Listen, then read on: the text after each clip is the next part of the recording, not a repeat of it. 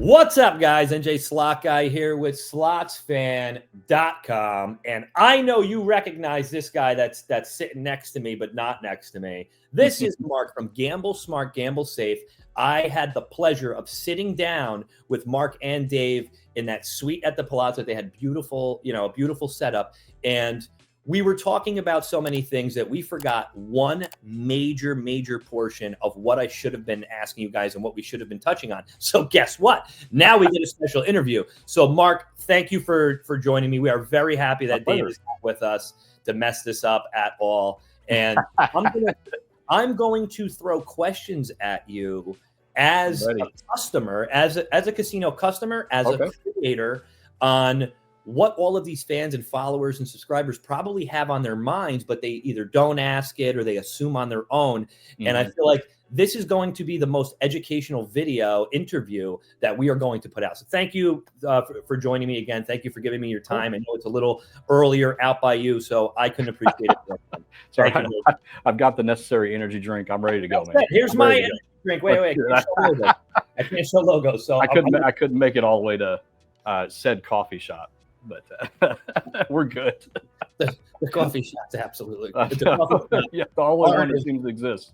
It's Dunkin' and Starbucks. I like going to like a coffee house and getting like their coffee, because it's people don't understand how it's like freshly brewed. Whatever. We're not going to talk about it. It is what it is, right? Yeah. We could talk about coffee whenever we want, Marc. That's right. Let's jump right into, all of these questions that I have on my mind that I'm sure I can cover from some fans. And even with all of these questions that I'm going to ask you, I'm hoping maybe if I miss one or two or three or four or five, that people in the comment section will give me some ideas and we'll have a part 2 of this even, Let's do it, man. Because I know you love it. You are very well versed. Very passionate about this topic. Yeah, absolutely. You really are.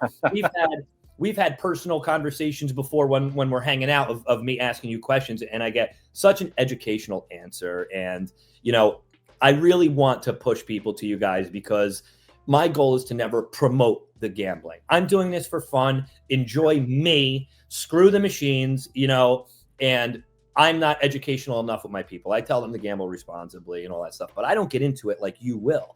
So let's just start this on. The first question that I want to ask you is, are they rigged? Are slots officially rigged? I hate the word rigged, but in a way they are rigged. And let me kind of briefly explain. Yeah, so please. They have to be somewhat rigged in order for the casino to make money, to guarantee make money, and also for the player to win from time to time. Right. If they were truly random, and we'll get into that later, then that wouldn't work out, right? Because something has to be a control, right? Something has to control the amount of money going in and out. And it's all about probabilities. It's mathematical probabilities. And I know we're gonna do an example a little bit later to kind of, as a teaser. But yes, in a way they are rigged, but it's very important that people understand that they're not rigged in a way that the casino has some kind of control over it, right? Like they have a theoretical payback percentage setting that they can set on the machine, and that's it. They can't say, John, you've been winning too much, I'm going to turn you off because you got your player's card in, for example, stuff like that. They don't have that level of control. A lot of people think they do, but they don't. So in a way, yes, they're rigged, but they're safely rigged. Does that work? Yeah. No, that completely makes sense. And your answers to some of this are going to bring up questions in my head that I didn't even have. And here's one of them. I see this way too much in my comments and other people's comments and the best is when somebody claims that they're a former worker and whatnot. And it's like, we go in and you turn a switch. No, the workers, especially the attendants, have zero control. Correct me if I'm wrong on what's going to happen. If that was the case, right? Don't attendants have friends? Wouldn't they come in and set that up for them? Exactly. Nobody does. Nobody. Like the attendants, the slot techs, the casino management, the manufacturers, the gaming control board. None of those people can say what is going to come next when you hit that spin button. Correct. Nobody has control over that. That is thoroughly tested and audited to make sure it's true and fair for every single person that pushes that button. That's right. Now, are the slots, are they truly random? No, they're not. There's a random aspect to it, and then there's a control aspect to it. And this is the example I like to use because it really it lines up for a lot of people. Is imagine a deck of cards. I got a huge one here because I'm going down. That's like Price is Right. Remember Price is Right? Yeah, exactly. Handing out the cards, shuffling for the car. Yeah. That's basically what these are.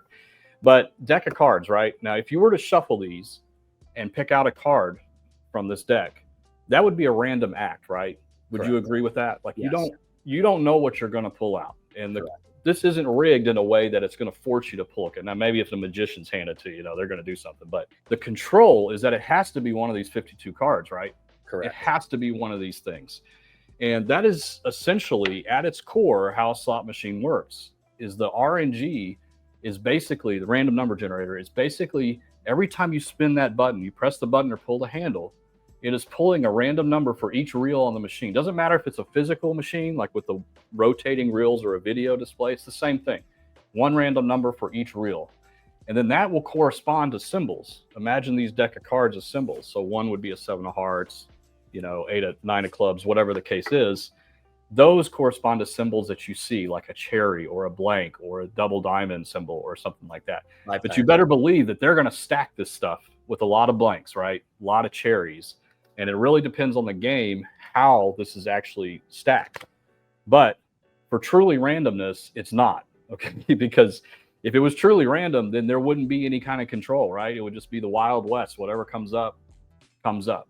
Right. But that's not the way it works now. There's a random aspect, not knowing what's coming next, and the control, which it has to pick from something like this, something on the reel. Well said. And then to piggyback off that, is there such thing as hot slots? This one's going to be hot. This one's going to be this is cold. I got to get up. I got to get out of here. I hear that one a lot too. Why did you stay there? It's a cold machine. Yeah. Or why did you get off of a hot machine? Yeah. Please give us your insight on that. This is one of my favorite topics because the answer is, are there hot and cold cycles? And the answer is yes, there are. But it's not programmed to be that way. That's what people kind of miss. Okay. In randomness, there has to be hot and cold cycles. There has to be periods where you see string of events that goes against the odds.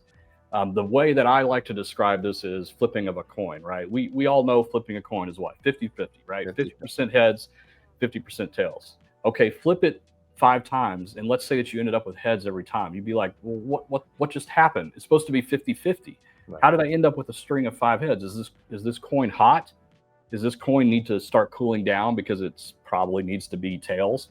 No, that's not what happens. That has to happen in randomness. And so when you see these hot and cold cycles, it's absolutely randomness at play. That is what is causing that. But it's not the machine self-balancing or anything like that. That's what a lot of people think is that, listen, I just blasted thousands of dollars into the machine. It has to correct itself, right?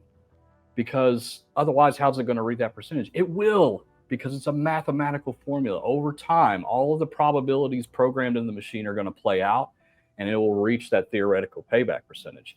But there will be strings where it seems and feels hot and cold. But again, it's no indication of what's coming next, because every single spin on a slot machine is an independent event. It doesn't look backwards and say, I need to do this going forwards. And that is true for every slot machine on the floor. Okay. Every single slot machine works that way. You do not know what's coming next. It does not, there's no advanced like algorithm going on these things. A lot of people think, oh, there's some, like AI and all this kind of crazy stuff to say, he's been here for 3 hours on this machine. We need to start giving him some wins so he keeps staying. None of that stuff is going on. So with that said, is there a way to predict the outcome of it? No, not even close, right? No. And even if I felt that way in the past, I've learned, like you said, it's in the long run. I have learned over 6 years of playing slots more than I ever would that none of this is true. Whereas prior to having a channel and playing them so frequently, I had that thought process of, sure, I just watched that guy lose 2,000 machine again. I'm going to go sit on it, right? That's right. If you had that thought process and you logged it 1 billion times, you would see that that's not true. However, you have those people that have done that twice in a row. So on their third time there, they're like, this is going to work 100%. And they get absolutely demolished, and that is a horrible thought process to have, because you will keep chasing, you will lose your money. That's right.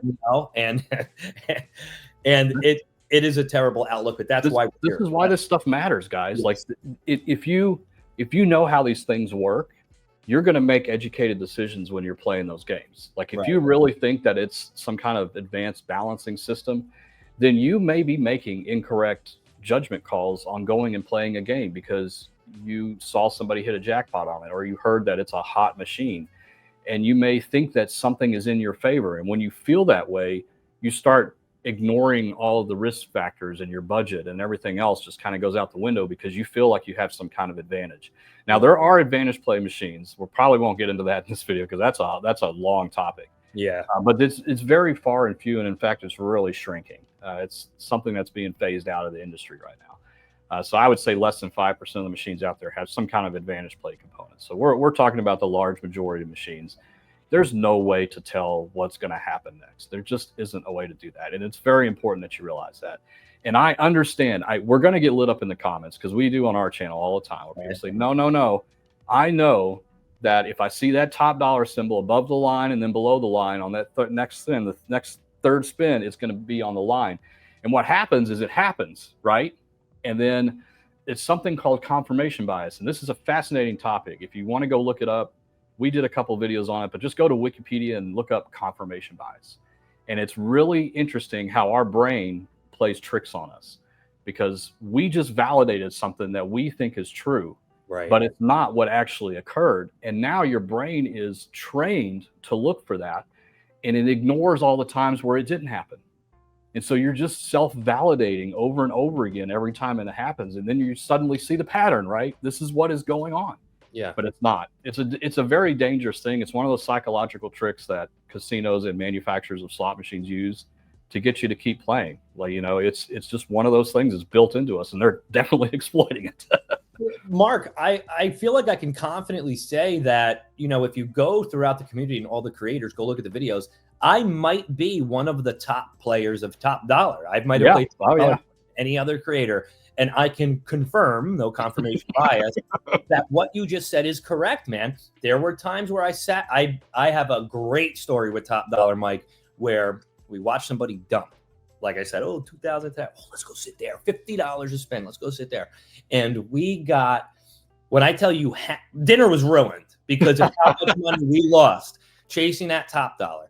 Then you can go watch the 1 or 2 videos out of the 100 that I have out there where Mike and I hit the Top Dollar 6 times in a session. There is no rhyme or reason to this, people. And you need to know this because that confirmation bias stuff needs to completely go out the window. And we need to have a common sense factor of, if there was a way to do this, this machine does not exist in this casino. A casino is a money-making business. Why? They would never. Why would they give you a tell? You know what I mean? And if there was some way to cheat and program it to make that true, I guarantee you that machine won't exist, by the end of the year. Right, Mark? Very good point. Very good point. I would love to get lit up in the comments on that. I challenge anybody. I challenge anybody in the slot community in the world to disprove what we were just talking about there. Like, but I can because I've seen it. I've seen it. Yeah. Right. Yeah. Like that means absolutely nothing. And to touch on that too, as we go into the newer machines and early programmed and all this stuff, I do something. Jerry loves this too. The quick stop, right? I do that sometimes just to. I do too. The wheel's getting old. Let's do some quick taps. Sometimes the bonus comes out. Sometimes it doesn't. And boy, do I have people in the comment section going, you shouldn't have done that. You shouldn't have hit the stop button. It was going to blah, blah. Can you please give me your insight? And please tell these people that it does not matter as soon as you hit that, God, I'll let you take it away. Go ahead. Yeah. Guys, you look me in the eyes. Okay. I'm talking to you guys. Listen, it makes no difference. It's even in the game rules. If you want to go look at the game rules, most games actually tell you this. Yeah. The instant, I'm talking about the millisecond that you press the spin button or pull that handle and actuate that trigger. The moment you do that, everything has been decided on that spin. Everything after that is eye candy. It's just visual representation of what the RNG has already decided the result. And so it does not matter what you do. The reason casinos and manufacturers begged for this is to speed up your play. That is the only reason fast stopping exists, is they wanted people to start churning through money faster. That's why it didn't exist before. but it absolutely exists now. You have no control over it. I've seen people staring. They stare at the machine like this, and they got their hand ready, and then they fast stop, thinking that they're going to stop it on those orbs on, Ultimate Firelink or something. Guys, you have no control. Screen tapping and all that. Trying to game this. Here's how I try to relate this. If you were to go to like, I call it like the adolescent casinos, which is like the what do you call it? Like the ticket redemption games and stuff like that, like the arcades and those types of things. That's a different scenario. That's not the same. Like there are skill components to a lot of those games. And if you go to like Japan, and you see people like throwing the basketballs like this, and they're just like getting every single one, and they're just gaming the system. That is exactly what would happen if they put that kind of component into a slot machine where you can fast stop. There would be skill stoppers there. There would be people like this, like constantly everywhere. But it doesn't work all the time, because if it did, they would do it all the time. Yeah. So it's totally bogus. Once you press that spin button, it's done. It's done. Everything is eye candy after that. Everything is eye candy after that. Yep. And I love that you're doing the real life. People may need the real life scenarios to relate to this thing. So I love that you are doing that to give people, like, maybe they never thought of it that way. Like, oh, wow, that actually makes sense. And my goal and your goal here is to turn those people's mindset in order, because we don't want people to become degenerate gamblers and have a gambling problem. And this is how it all begins, with people not having the education that is needed, when it comes to this world. Hey, Slots fans. I want to take this quick moment to remind you guys about SlotsFan.com, the only website that is dedicated to people who love watching slots. There are over 250 streamers ranked amongst the community, in-depth biographies, interviews, big win stories, casino reviews, and more. So guys, make sure you are going and checking out SlotsFan.com. Click the link in the description below. Bookmark the site, because there is new content coming out every single day. Thanks again, Slots fans. Is there a way to test the machine? This one I especially love, because this plays right in the confirmation bias, right? Like it's, I see so many YouTubers out here doing this. Like, oh, well, you can test the return to player on the machine by just doing 10 or 15 or 20 spins. And if it gives you any kind of win, that means that the payback percentage is higher on that. Listen, it takes millions of spins before you would be able to discern any kind of payback percentage difference on the machine that you play. Yeah. So if you had three, in fact, I'm going to plug a video that we did on our channel to prove this theory. I took a double diamond machine, and I set it to, let's see, 3 different payback percentages. One was very low, like 83%, which is the lowest most games are set to. One was at like 90%, and one was at 98%. And I did 100 spins on each, right? And the results were very interesting. The one that was set at 83% actually did better than the other two. Well, how is that possible? It's set way lower. It's because it's a very long-term event. It's going to take millions of spins before it starts to slowly get to where it's supposed to be. And that's just the law of large numbers. It's probability. That's how it works. That's how casino games work. And so we don't want people to get all caught up in this. I need to test the machine to see if it's a winning machine or not, because it's a fool's errand. There's nothing you can do. And just back to your point, when you were talking about, allowing these type of games on the floor, if somebody could exploit that, then that would be bad for the casino, because then they cannot guarantee that their hold percentage is going to be met if somebody could exploit that, right? So, no, there's just no way to test a machine to figure out if it's a winner or not. Like, please don't try to do that, because it can be very dangerous. Yes, and that payback percentage is what twists people's mind. Is they'll go to the websites and go, oh, Foxwoods, it's 93%. So for every $100 I put in, I'm going to get back 93. Nope. Not even close. You're not even close. You may put in $100 and end up plus 5,000. Then what? Why don't you question that? Exactly. Right. It's your fault you're playing all the way down to zero. It's not the machine's fault. There's thousands of machines with thousands of spins that need to go into this mathematical equation to make it make sense over a long period of time. You going there from a Thursday to a Sunday does not mean that because these machines pay back 92% that you're going to get back 92% of your money. And again, just not to get mad, people are just uneducated on this, and it is. No, you can't blame you can't blame anybody for this, because there's no. I mean, listen, I have been begging and begging and begging. I do this weekly. I send emails out to manufacturers. I sent, just in the last month, I've sent 3 out to the Nevada Gaming Commission, asking people to please get on camera and talk to people about this stuff. I have been ghosted the entire time, but I'm not going to give up. Because I think if people are more, I really truly believe this, if people are more educated gamblers, they're more likely to return. I agree with you. Because I think that there's this stigma, and I've heard it from so many people, especially in the comments, where they're like, oh man, you cannot play at Aria. Those machines are tight. You can never play. It's like, yeah, but I've done well at Aria. I've also done bad, but I've also done well at Aria. And it makes Aria look bad, even though that's not what happened. They just had an unlucky night, right? It's not anything Aria did. They did not change the payback percentage for that weekend you were there. They didn't do that. They don't have to do that. And I know this is probably one of the questions that we had later, but guys, with slot machines, this is the easiest money-making device that a casino could possibly put inside of their floor, right? Think about it for a second. 800 machines, guaranteed at least 10% of everything that goes into those machines.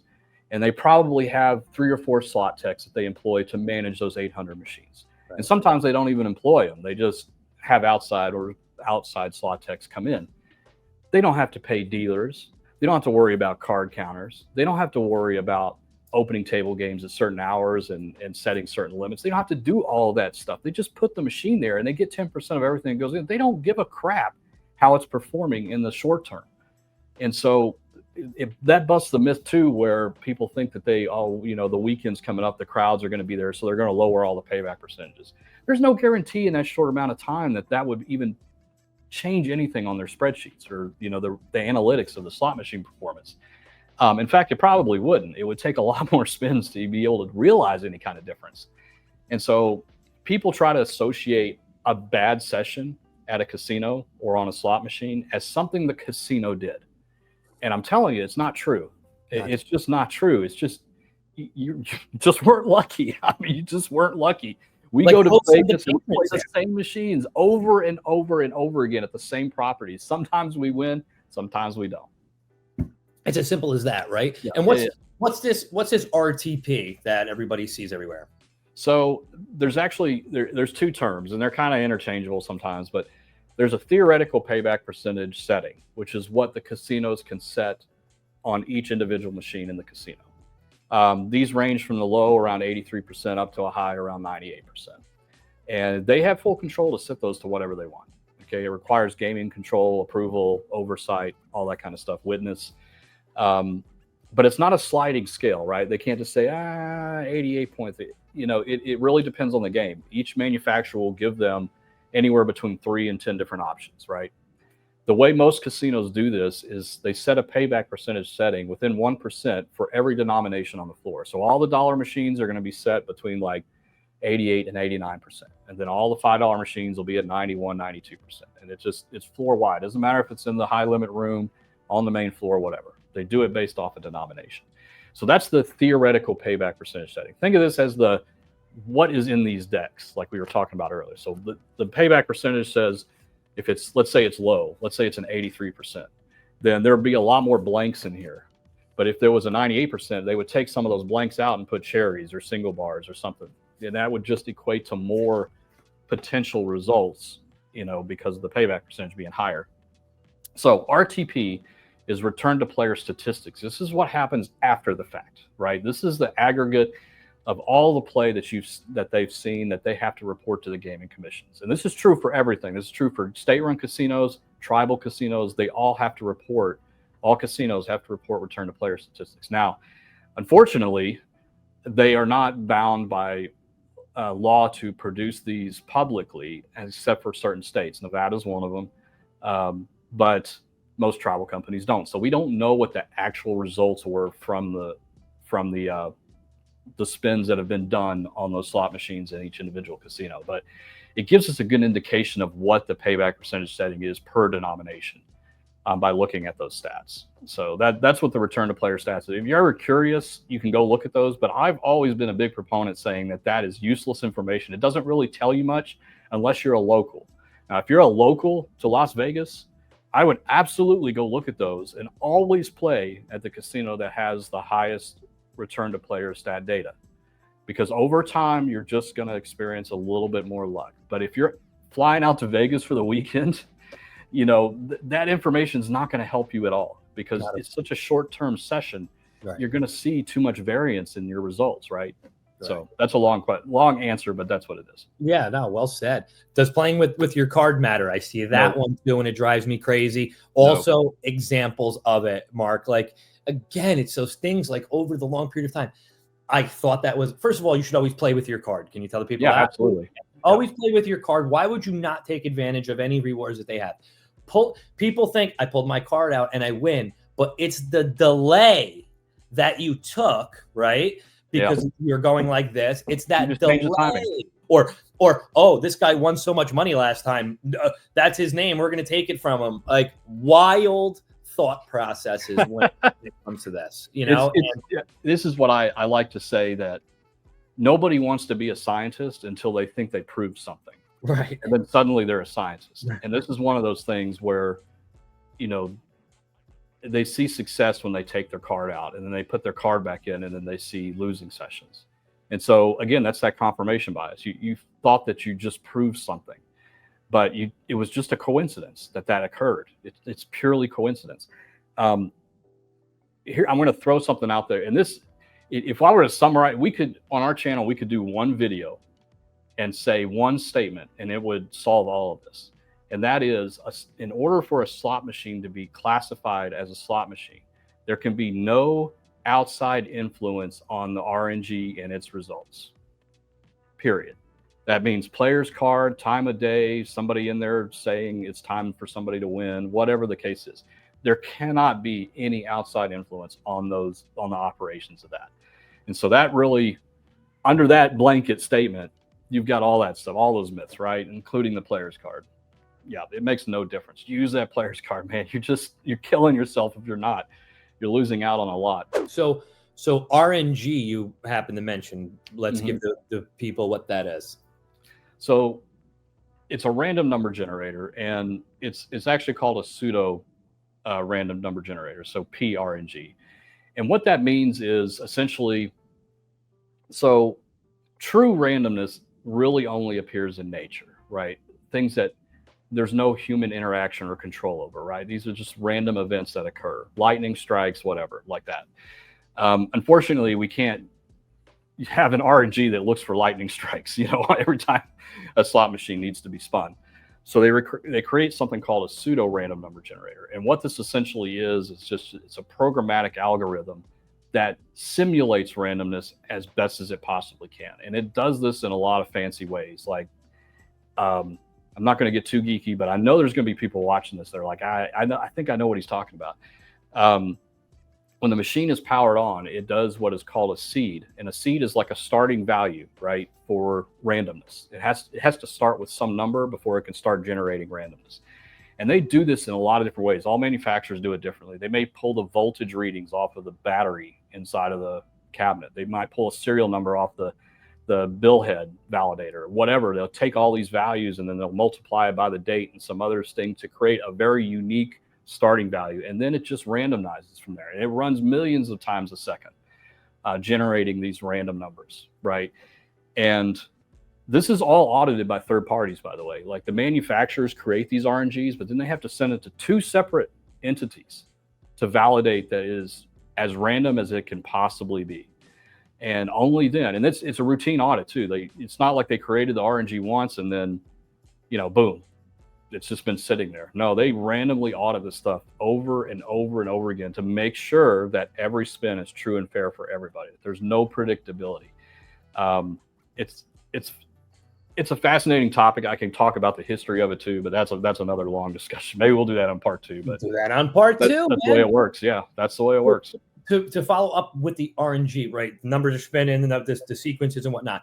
When I actually asked this to Tim too, when does that stop? Let me give you an example of, you're playing these lightning links. It's just a simple spin button. I'm an old school player. So sometimes I hit play max credits. Sometimes I hit bet 1, bet 2, bet 3 and spin. When does that random number generator stop? When you hit the spin button, or like when I'm hitting bet 1, bet 2, is it still going? Or as soon as you touch the machine, boom, it stops. And that's when it's when you commit to the bet. So whatever the action is where it's placing the wager, that's when it triggers. Yeah. It's already stopped. The spins too is what the Wheel of Fortune. Yeah, it's literally the microsecond that you press that spin button. Right. And they're running so fast that, because a lot of you've probably heard this too. It's like, I just got on a machine, I got rinsed. Somebody came and did one spin and got the grand, right? That was mine. The thing is that you would have had to hit that button at the exact microsecond that they did in order to get that grand. And correct. So, that's why we say timing is everything, but there's no predictable timing, right? That's the thing that you got to remember is that, it's all about timing when you push the button, but there's nothing you can do, like counting to 5. Dave always does that on Wheel of Fortune. I wait for the down beep and then I press it. It's like, it's fun, but it's not making any kind of impact on nothing. That spin, even before you bar blank spin, people think that spin came out and I'm going to sing Happy Birthday in my head and then hit the spin button. Jackpot last time I did. It doesn't matter. That spin up there was already determined before that spin actually came out. That's correct? No, that's not correct on that one. So on those, the general rule of thumb is that if there's any action required by you, that means that it needs to do an RNG pool. So if you're starting free games, it's not going to start the free games until you push a button, and that's going to be when the RNG starts. So for Wheel of Fortune, when you hit the spin symbol, it actually has not decided what's up on the wheel yet until you hit the spin button again. Because it's looking for something to RNG stop. Like the computer doesn't decide when that happens. They need a player interaction to say, boom, okay, pull another RNG. Because you could get up and walk away and never play the machine again. What would happen? Well said. See, so you figured that one out. Now, it's not true for all games, but most games that is the truth. How about the pickers, like Smoking Hot Wicked Wheel when you come up mini, major? Is it predetermined, or do you actually Most are, and the way to tell in general, again, there's always exceptions, but I'm talking about the mass, the mass answer to this is that if after you match the 3, it flips everything over and shows you where everything was, then you're in control. But if it doesn't, it was absolutely predetermined before you even picked the first one. Dancing Drums is a good example of this. It's absolutely predetermined. That's why everybody's like, how can it be random? How can it be random? It's always the mini. Well, it's still random, but imagine the big fishbowl of ping pong balls, right? 100 of them in there. 97 of them are going to be the mini, right? So the RNG is a claw picking out some kind of ball out of there. It's highly likely it's going to be the mini because there's so many of them, right? Yeah. But it's still random. Like you could still go down there and pull out the $1 grand that's in there. Yeah. So, but it's just hard. It's possible, not probable. Right. So if it doesn't, and again, we'll just give people more examples because I thought about it in my head because I was playing Happy Lantern, right? And the 2 dragons come up, boom, hold and spin feature, or boom, 6 games, 25. I should have picked the other one. Nope. Yeah. Because they don't show you the other one, right? That's right. If they don't show you, there was so many. The Walking Dead was like this, where you can't see, when you're picking usually for progressives. Like if you're picking for a progressive, that's going to be because they can't make that truly random because then the grand would be going off all the time, and then that will throw off the theoretical payback, right? So they have to put some controls in there, and that's how they do it. Right. So Smoking Hot Wicked Wheel does show you. I think it does show you. That may be one of the exceptions. I don't know. If it does show you everything and there was like 60 things to pick from, then you were probably in control. But if there's like a limited set, like 10 or 12, and it flips over afterwards, it probably was still predetermined. Right. It's when there was one Wheel of Fortune game. It didn't last very long, where it was a jackpot bonus, and it was one of the first where it was not predetermined, but you had to pick from like 80 different symbols on the machine. So that's how they could control to make sure that the grand was not being hit all the time, right? So just try to keep that in mind, that most of those things, it has to be predetermined in order for them to stay. Now, you mentioned something I wanted to bring up, because this is good for people to know, is like the dancing drums bonus, where you have to pick from, well, do I want 15 spins with, limited number of rows or lines? Yeah. 8. And then, like 3 spins, but you get like the giant reels, or the mystery. So what is actually going on there? A lot of people think it really doesn't matter what you pick because the RNG's already decided what the end results could be. That's not true, actually. You are absolutely picking what volatility of the game that you want. Do you want to play risky, very risky, which would be the 3 with the high reels? You could get 3 dead spins, or you can get a massive 5 of a kind, right? Right. It's very risky. It's the highest volatile option to pick from. Or you can play the safer bet and do the 15, and that gives you more chances of re-triggers because you're getting more spins in. The reels aren't as high, but it's a less riskier bet. You're going to probably come out with something, where with the 3 spins, you may not come out with anything at all. And so you are really in control of your risk factor there. And that's why I usually just go right in the middle, because I can't ever decide. I can't decide. I don't want to go on the ends, because it's either going to be boring as crap because it's 15 spins of, low reels, or 3, where my butthole's clenched like this because I'm like, I can't get through this, right? So, I always go in the middle of that. Yeah, you're in control there. Wow, good to know, man. Good to know, because I don't even know how people, it's mostly a mystery pick. You're gambling as it is. Why not pick the mystery pick is usually what people do. I've been burned enough on the mystery that me too. I go right in the middle now. So. I go right in the middle, like you said. I'm not going to do 15 or 10 spins. I'm not going to do 3 or 5. I'm going to do 7. Let's just get it right. Let's get right in the middle of it and try to attack it that way. I'm with you, Mark, 100%. This will be my final question, but it's going to be like a 1A, 1B sort of thing, and I think we're going to touch on this well. Class machines. Class 2, Class 3, Class 1, 4, 5, 6. Can you give me what that means, what those are, and then examples of those, please? Sure. So there's really 3 classifications that are known. The first, Class 1, is nothing you'll ever run into. These are like tribal games, like throwing rocks into a circle, stuff like that. It's really weird. Like it's not anything you or I will ever face in our lifetimes, most likely. No casino, things like that. It's just games of chance, but mostly on tribal land. Class 2, Class 2 is best described as what we're familiar with is bingo games, right? You hear the bells, you see the bingo cards on the machine, things like that. So Class 2 is usually in tribal land, but the reasoning is because it has a very low barrier to entry, right? It's very easy for anybody to open up a Class 2 facility because it's a lot cheaper. There's less compliance that goes into it.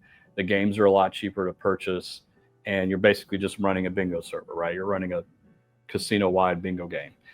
So that's why you see them at tribal lands often, is because they don't have a lot of money to begin with. So they need to get something started as soon as possible, and that's the easiest way for them to get started. But I will tell you that Class 2 has come a long way. And in fact, a lot of the manufacturers now, and you probably saw this at G2E, you will see a lot of Class 2 variants of all the games that we play in Class 3, and we'll get to that in a second.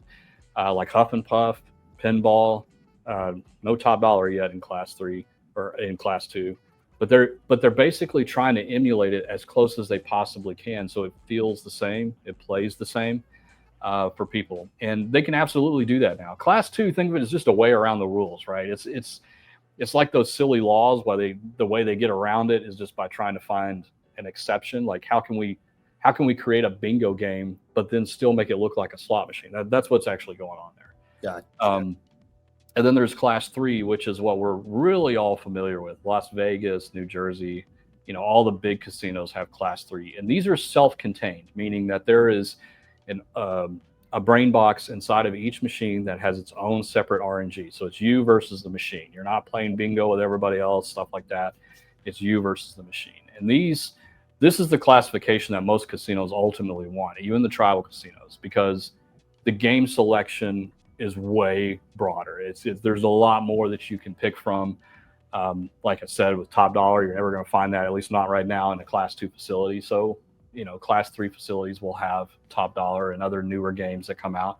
It usually also takes a while for newer games to have a class 2 counterpart made. So, I mean, that's basically the different classifications. What it means to you, not much. A lot of people are worried, and they fear the bingo games because of the bells, and it's confusing because of the bingo card. I don't understand what's going on there. They look cartoony, Mr. Moneybags. Like, what the hell is that? This stuff, they just look weird. So people feel very uneasy playing them. But again, they're made in a way to feel very close to the counterpart, which would be Double Diamond in a lot of cases for a lot of those games. So hopefully that helps. There's no other. I don't think there's any class 4 or class 5. I could be wrong, but I'm not.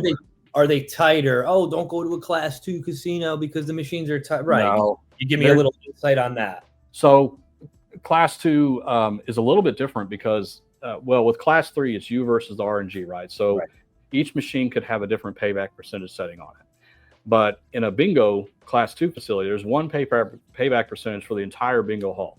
Right. So in class 2, it actually doesn't matter what denomination you play because it's one payback percentage for everything that's going on the bingo server. So in a way, that is kind of beneficial if it's a high payback percentage. We don't know, but if it is a high payback percentage, then that's something that you would want to play because it's, at least in the long run, it would work out in your favor in the long run. But I think there's this stigma that you should stay away from tribal casinos, right? You've heard it. I've heard it. Oh my goodness. You got to stay away from these guys. They're scam artists and all that stuff. And really what it all comes down to is they're just not as transparent as the state-run class 3 casinos because they report their RTP stats and then the state publishes them for everybody to look at. Tribal casinos, they can if they want to, but they don't do that. And it's mostly for competition reasons. Like you can probably imagine tribes they compete with each other. It's fierce, right? They're always competing with each other. And so they don't want them to know what they have their settings set to, et cetera, that kind of stuff. So, but I wouldn't be afraid. In fact, Dave and I were just commenting the other day that we actually, over the last year, we looked at, it's a big enough sample size that I can comfortably say this, that we've actually won more at WinStar, which is a class 2 and a class 3 facility, playing the bingo games than we ever had in Vegas last year. We did much better on those class 2 games. It's not enough to say absolutely drop everything, go to WinStar, or play the class 2 machines. But overall, we've noticed a trend where out of all the spins that we did this last year, we've done better at a class 2 facility. So don't be afraid of them. It is weird. You got to get used to it. We've done a couple of videos explaining what's going on with the bingo card if you're interested. But yeah, don't be afraid of it. So can you give me an example of casinos that are class? Like, wait, actually, you just said WinStar is a class 2 and a class. Yeah, they're both, and they can be both. How is that? So they can be both. WinStar actually started out as pure class 2. Like they all start out that way, right? They don't apply and get class 3 and then they go back and add class 2, right? It's the other way around. So they start class 2, barrier to entry, easier to get started, cheaper. And then they start getting established. They get the traffic in there. And then if they decide to, they can apply for a class 3 license so they can get class 3 games in there. They can absolutely have both. And that's why at WinStar it's a little challenging because you have to, how do I know if I'm playing a class 2 or class 3 game? Well, if it's a class 2 game, there has to be a bingo card on there somewhere, either on the screen, on the bet panel down below, or in the game rooms. If you see it anywhere in there, you're playing the class 2 game. If you don't see that anywhere, then you're playing the class 3 game. So WinStar is probably the biggest example. Choctaw Durant is another big one in Oklahoma. They are both class 1 or class 2 and class 3 as well. But your class 3 casinos, everything in Vegas, all class 3. In fact, I think there's only in Nevada, I think there's only a couple of tribal casinos that have class 2 for the whole state, but most of the state is class 3. Do you know of any other casinos that like we've been to or that you've seen any of us frequent that are class 2s? No, I haven't. Right. So like it's Tampa. mostly Oklahoma, New Mexico, those kind of places. Got it. So like Tampa and Hollywood Hard Rock and those are all Class 3. Yeah, those are all Atlantic City, all Class 3. So what would you say the majority of the casinos across the nation are Class 3 casinos for the most part? For the most part, the way I kind of look at it is the big casinos. Now, Oklahoma has something like 200 or 300 casinos, but most of them are Class 2 and very small, right? Yeah. So if you aggregate it, all those together, then you could say there's a pretty big Class 2 presence. Right. But in general, I mean, most casinos you go into are Class 3. Yeah, and there's no, and if it was a Class 2, you shouldn't. Oh, this is a Class 2 casino. I can't play here. You give it a shot. Like guys, listen. Maybe you win the bingo. Like go play bingo. Go play bingo with 1,000 people. You're gonna win every time, right? Like here's what it comes down to, guys. Like, and this is kind of a good way to wrap some of this up. Is that they're all games of chance, right? It doesn't ultimately at the end of the day, it doesn't matter what you're playing. Blackjack, slot machines, craps, roulette, high volatility, low volatility, Class 2, Class 3. The important stuff is not to get all caught up in that. If everybody could take their mind and forget about all these stupid myths that you heard about volume and everything else, you just erase that from your mind and start focusing on the right things, which is the budget control, knowing when to get up and walk away, only bringing money you can afford to lose, all of those things. Imagine how much of a better gambler you would be, because you would know when to walk out. Like, you take your winnings and you leave. You don't just always play everything down to zero. I see this all the time. Everybody feels like they have to play that machine. I might as well just run it through the garden. I've heard that. Don't you dare. I send them. My lawyer. I didn't say who I was from. I heard it from somewhere. I don't know where I heard it. Mark, I've honestly, once I realized what I was doing, I mean, losing money myself and, watching my check going, wait a minute, like my accountant's going, what are you doing? Nobody goes to work and hands their boss money. Like, what are you doing? And once and of course I get all the calls, well, you must be broke now. No, I'm trying to be a more intelligent gambler, which is kind of an oxymoron to me. Like, but it's for you. It's for you people. I realized what I was doing. Like, I'm reading my comments going, I went to this machine to play because I saw you playing it and I saw you hit the jackpot. And then I'm sitting there going, let's run it through the garden because we're completely la la la la la la la. And I'm just like, what am I doing? What kind of an example am I setting? And, at meeting you guys, getting close to you guys and getting close to some of the other channels who are budgeting well and stuff like that. And I go, what the hell am I doing? And what kind of example am I setting for all of my loyal followers and subscribers, that watch me? I would never want you to run it through the garden. I want you to leave every casino you ever go to with money. And that's me promoting. I don't want anybody thinking in their head, I'm like Andrew Sluck, I run it through the garden. Sometimes I've said, let's run it through the garden. And I hit a massive jackpot. Yeah, that's an awesome thing. But now you'll see me budgeting a lot better. Yeah. There's nothing wrong with, and it happens to me a lot, put $1,000 in a machine. You don't have to run it to zero. If it gets if it gets to an uncomfortable point where you're like, oh my God, I lost $700 in 2 minutes. This can't be right. Pull out the 300 then. If that's the case, you have to run it through the garden, right? Yeah. No, that was very well said, Mark. I'm glad the chase is so real. Like, I mean, that's what gets us tripped up, and I'm guilty of this too. Like, listen, I'm a gambler just like we all are. We all have fun too, There are moments where I feel like, God, this machine owes me. I know it's not due, but I got to get some kind of victory off this machine before I can get off of it, right? Some bonus round, maybe a progressive or something. But I need to get some kind of victory from this machine before I can get off it. And that's a dangerous way to think. Like, you should not. That's letting the machine take you over. Like, guys, casinos are not handholders. They're not interested in watching over your shoulder and say, yep, you need to get up and cash out. It's the exact opposite of that. That's why you have to be in control when you're in a casino. As soon as you step in there, you need to ignore all the BS that's coming your way, the flashing lights, the promotions, the free play, the free room nights, all that kind of stuff. It's there for one reason and one reason only, to keep you playing as long as they possibly can. Because that is the cardinal rule of gambling. The longer you play, the more you're going to lose. But you can turn that around and be on your terms by saying, look, I'm coming in with $1,000. I'm going to leave 500 of it in the car locked away. And I'm going to have to come all the way back out to this parking garage in my car. And on that way, I may think about, you know what? Screw it. I'm going to go home. I didn't have any success on that first 500. What's going to happen to this other 500? I'm just going to put it in just because I'm chasing the loss, right? And that may be a good time just to leave, right? And so you got to do things like that to help control the onslaught of psychological warfare that's coming your way when you walk inside of a casino. It's critically important. And that's why I really think you can gamble intelligently and gamble smart if you apply some of those things. First, learn how everything works, which we covered a lot of in today's video. But second, apply that to how you play, mentally, physically, with the cash that you bring. I'll share a quick story. We got an email from somebody saying, I think we really screwed up. And I said, oh no, what happened? And they said, we brought our budget. It was, it was $1,200 for 3 days.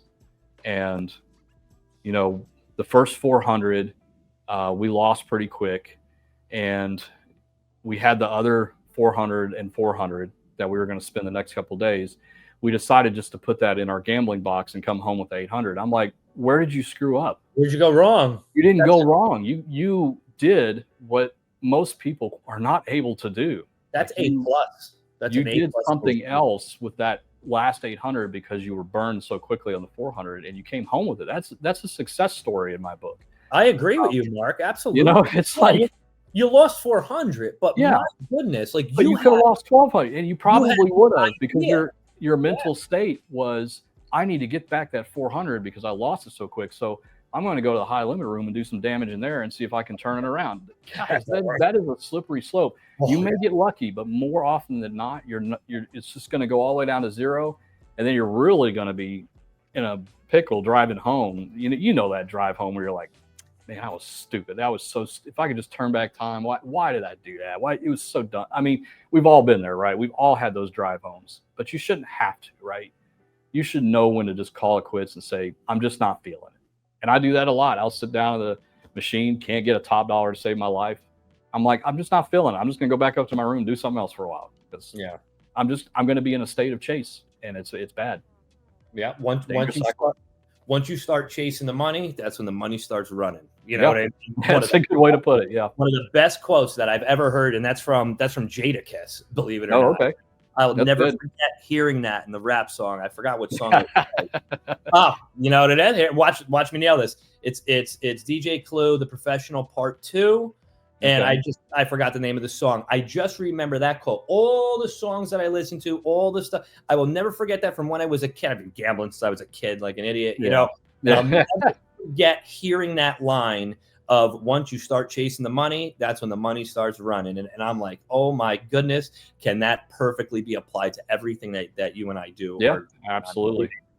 So no, that's a good quote. That is a good quote. Mark, it's not mine, so you feel free to use it. Hopefully, Jada doesn't come. I steal your stuff anyway, so don't worry about it. But yeah, you did. You'll hear from my lawyer, pal. Yeah, that's right.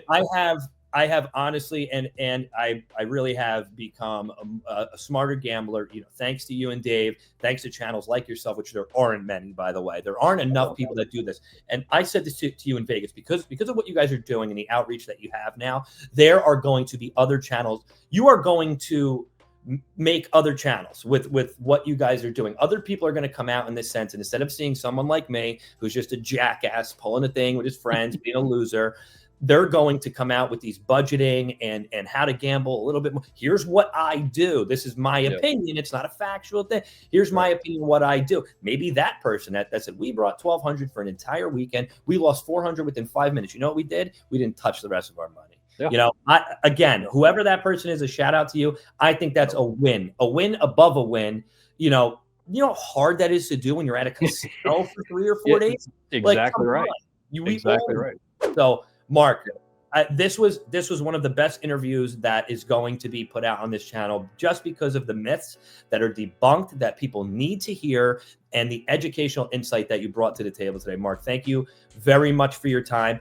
I'm thanking you for the hundreds of thousands of members and followers and subscribers that will watch this. And, you are going to make them a better player. The casino will be a better place for all of us that watch you to go, thanks to you. Seriously, man. Yeah. You're really doing work here by doing that. Without you guys, and like I said, the couple others, we would really be in trouble with NJ Slot Guy out there in the community with a DGen Nation shirt going right into the door. You know what I mean? We're not in good shape. We're not. Yeah. The casinos love me. They want me to be their promotional ad. But that's right. Thanks to you, man. No, honestly, and even in my videos, my pleasure. My people see it too now. I'm pulling that out. I'm not running it through the guard anymore. I put in 1,000. I lose 600 as quickly as possible. I go, screw this. We'll go somewhere else. With the 400. Yep. Break up. As a creator, I now have 400 to start my next video. You know what I mean? Exactly. Exactly. You can still do your videos, right? Yeah. You really have done, God's work here. This is, absolutely good stuff. I cannot wait for this interview to go out. Please, please, please share it. People who are watching this, in the comments section below, if I have not touched on a question, please leave it below, and we will do a whole nother part 2 with this, man, because this shouldn't stop. The more education that comes your way, you should be out there telling people. We should be having these interviews because the people need to know it. So again, Marc, thank you not only for your creator insight, but of course your time, and I can't wait for you to get out to Jersey so we could go do some Soprano visits. Dave's that'll be fun, man. That'll be fun. Definitely looking forward to it. Thank you, man. I really appreciate it. Gamble smart, gamble safe. You have got to go check them out. Please go follow them, go like them, subscribe, follow, whatever it is that you have to do. Go there right now, skip right past NJ Slot Guy and head on over to Gamble. No, don't do that. And of course, thank you to SlotsFan, guys. Please check out SlotsFan.com. Subscribe, like, and we're hitting notifications bell. This is the one notification bell that you need to hit because everybody needs to see this interview. Thank you again, Marc, for your time. I really appreciate it. My pleasure, man. We'll see you.